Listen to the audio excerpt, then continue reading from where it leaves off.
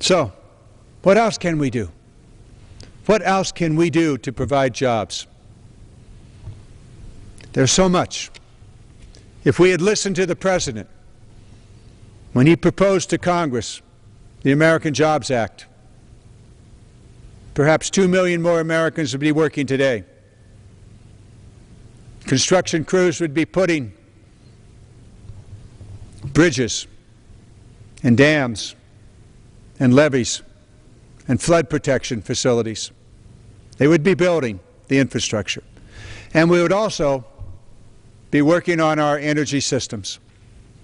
A piece of legislation that I've introduced would require that tax subsidies for individuals and businesses that wanted to put up a wind turbine or a solar panel, that it would only be available to them if they bought American-made equipment. Spend our tax money on American-made equipment made by Americans. Pretty simple thought. Abraham Lincoln must have had that thought, and the Congress in 1862 had that thought and passed a law that did it. There's more that we can do. When we pass a transportation bill, as we should this year or early next year, a new highway bill, we should put into it a proposal by Ranking Member Ray Hall. That proposal said that the money in this bill will be spent on American-made concrete, steel, trucks, buses, putting Americans to work. The Democrats on that committee think that's a really good idea. We hope our Republican colleagues agree.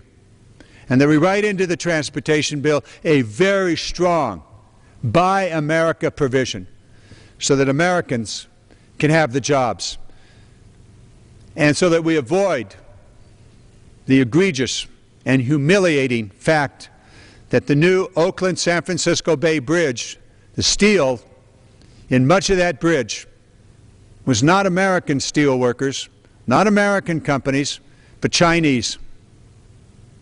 It went out to bid. It was supposed to be 10% cheaper. And so the Chinese company took the bid, built a new, highly advanced steel mill,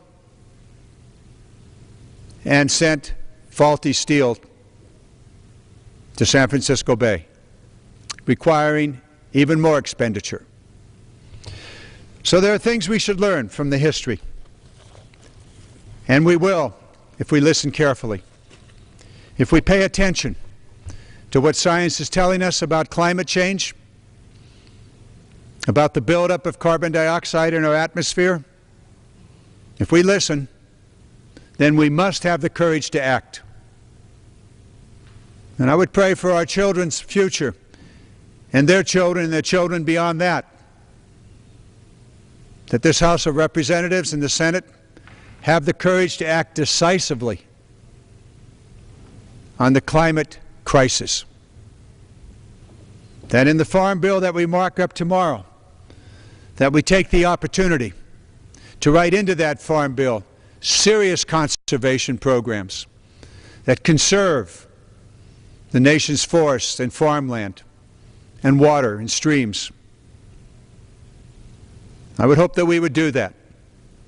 I would hope that this House would find the courage to take on the oil industry and the coal industry and move decisively to green energy systems and slow down what is a terrible process underway of filling our atmosphere with ever-increasing levels of carbon dioxide.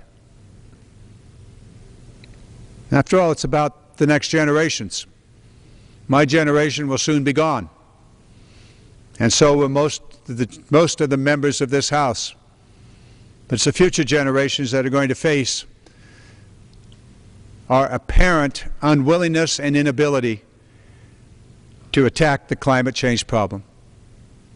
And as I said a moment ago, we could do it in a way that builds efficient transportation systems, like this locomotive that Siemens built in Sacramento, California, that builds green energy systems, renewable energy,